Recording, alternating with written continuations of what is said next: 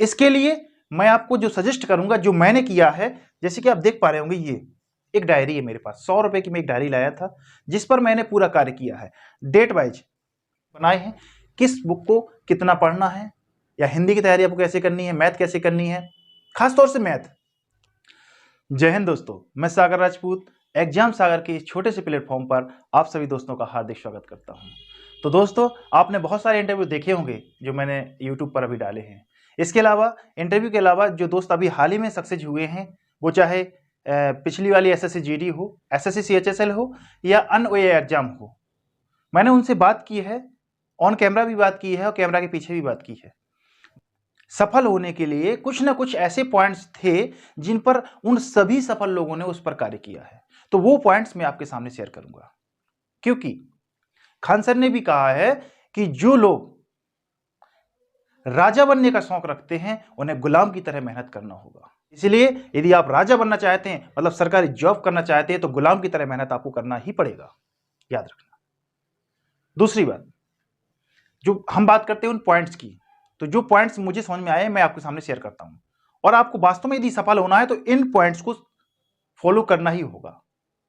एक बात और मैं आपसे कहना चाहूंगा, यदि आपकी नजर मेरी बुक्स पर जा रही है तो इस पर ना जाए अभी, क्योंकि इन बुक्स में ऐसी बुक्स हैं जिसमें मैंने 50% बुक्स ऐसी हैं जिनको मैंने अभी खोल के नहीं देखा। चाहे मेरी बेवकूफी समझिए या ना समझिए, जो मैंने इनको खरीद लिया। मैं आपको बताऊंगा कौन सी बुक्स पढ़नी है, कौन सी बुक्स को कितना पढ़ना है, किस यूट्यूब चैनल से पढ़ना है, किस टीचर से पढ़ना है, किस सब्जेक्ट को कितना पढ़ना है और कैसे पढ़ना है। ये सब चीजें मैं आपको नेक्स्ट वीडियो में बताऊंगा। लेकिन इस वीडियो में मैं आपको उन पॉइंट्स की बात करना चाहता हूं जो सब के सब सफल लोगों ने उन बिंदुओं पर काम किया है। पहली बात, आप किसी भी नौकरी का फॉर्म भरने जाते हैं तो सबसे पहले फॉर्म भरने के बाद आपका जो पहला कार्य होगा कि उस फॉर्म के भरने के बाद जो आपका पेपर देना है, उस पेपर का सिलेबस क्या होगा। आपके पास उसका सिलेबस होना ही होना चाहिए, पहली बात। दूसरी बात हमने ये पाई है कि आपकी पढ़ाई में निरंतरता होनी चाहिए। क्या होनी चाहिए? निरंतरता, कंटिन्यूटी। इसके लिए मैं आपको जो सजेस्ट करूंगा, जो मैंने किया है, जैसे कि आप देख पा रहे होंगे, ये एक डायरी है मेरे पास। 100 रुपए की मैं एक डायरी लाया था जिस पर मैंने पूरा कार्य किया है। डेट वाइज आप देख पा रहे होंगे, अभी नहीं देख पा रहे होंगे तो मैं आपको दिखाऊंगा। यहां पर दिख रहा होगा 11 फरवरी 2021। इसके बाद फिर मैंने जो भी पढ़ाई की है, एक डेट वाइज सिस्टम से पढ़ाई की है। आपको भी एक निरंतरता और सिस्टम से ही पढ़ाई करनी होगी यदि आप सफल होना चाहते हैं तो। यदि आप निरंतरता से पढ़ाई नहीं करेंगे तो आप सफल नहीं हो पाएंगे 90 से 95% तक। 5% में कुछ ऐसे अपोजिट होते हैं, कुछ ऐसे अपवाद होते हैं जो निरंतरता से भी पढ़ाई नहीं करते फिर भी सफल हो जाते हैं। मैं उनकी बात नहीं कर रहा हूं, समझ रहे होंगे आप।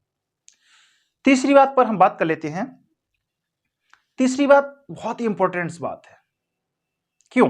क्योंकि ये बात उसने कही है राजीव पटेल, जिनके नंबर बहुत ही अच्छे नंबर से, आउट ऑफ 400 से 354, 400 में 354 मार्क्स।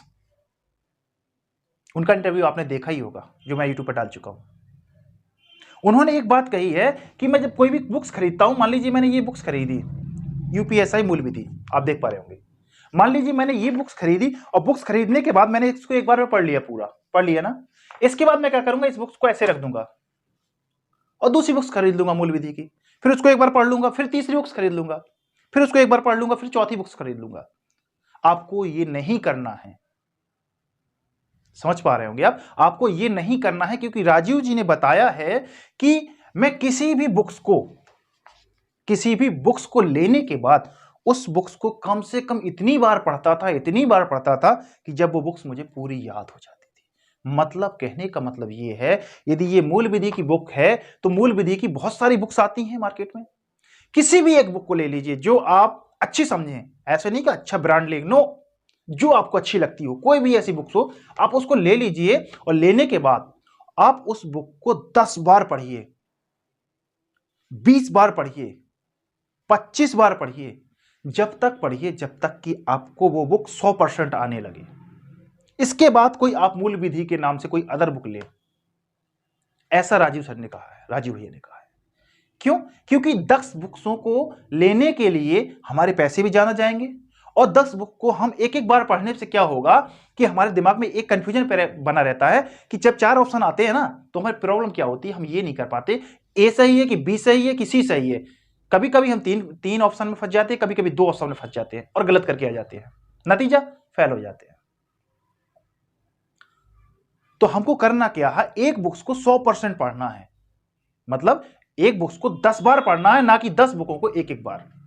तीसरा पॉइंट आपके दिमाग में और भेजी में मेरे हिसाब से उतर गया होगा।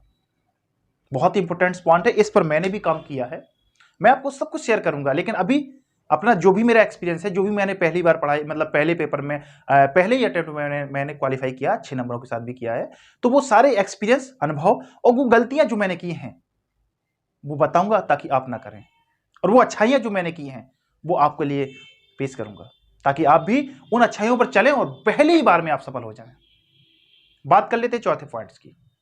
चौथा पॉइंट्स ऐसा है जो आपको शायद कुछ कठिनाइयों का सामना करना पड़ेगा। जैसे कि मैं आपसे बोल दूंगा फेसबुक को आपको नहीं चलाना है, व्हाट्सएप नहीं चलाना है, टिकटॉक नहीं चलाना, टिकटॉक तो फिलहाल बैन है। मतलब सीधा बात मैं आपसे ये कहना चाहता हूं इनडायरेक्टली कि कोई भी ऐसे ऐप्स हों या ऐसी सोशल मीडिया जिसका काम सिर्फ और सिर्फ मनोरंजन करना है, उससे आपको दूरियां रखनी चाहिए। नजदीकियां नहीं, दूरियां, उससे बहुत कम उनका यूज आपको करना पड़ेगा। जैसे कि फेसबुक है, व्हाट्सएप है, रील्स है, इनमें भैया बहुत समय बर्बाद होता है। ये बेवकूफी मैंने भी की है, लेकिन कुछ दिनों के बाद इस बेवकूफी से मैंने सुधार किया और मैंने इनसे दूरियां रखी हैं। और इसमें कुछ पॉइंट्स और हैं, जैसे कि नेगेटिविटी वाले दोस्त। कुछ दोस्त होते हैं जो बोलते हैं यार तू नहीं कर पाएगा, उनसे भी आपको दूरियां रखनी है। कुछ घर परिवार के चाचा चाची, फूफा बुआ, इनसे भी दूरियां रखनी है, क्योंकि ये भी नेगेटिविटी फैलाते हैं। कब तक रखनी है? जब तक आप सफल नहीं होते हैं। सफल होने के बाद अपने आप इनसे नजदीकियां बन जाती हैं, और यदि आप असफल हो जाते हैं तो यही लोग आप पर हंसते हैं। बात सत्य है, 100%। कड़वी जरूर है, लेकिन बात सत्य है।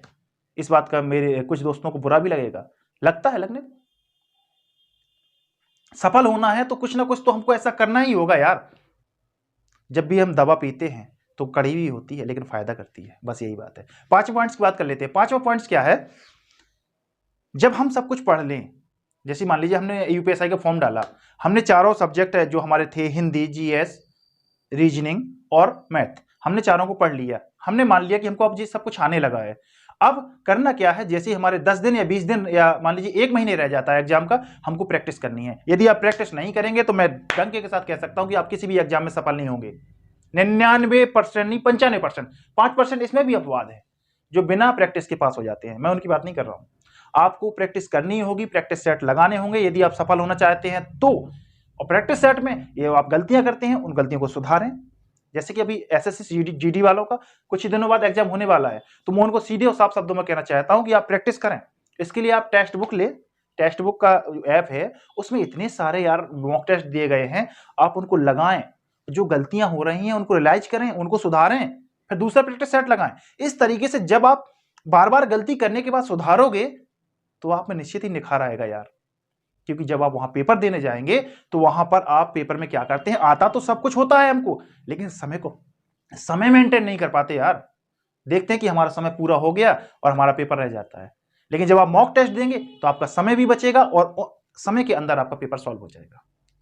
दोस्तों, इसके अलावा जो भी बिंदु होंगे जो मैंने रियलाइज किया है इन बुक से संबंधित, इन सारे नोट्सों से संबंधित जो मैंने बनाए हैं, किस बुक को कितना पढ़ना है, या हिंदी की तैयारी आपको कैसे करनी है, मैथ कैसे करनी है, खासतौर से मैथ।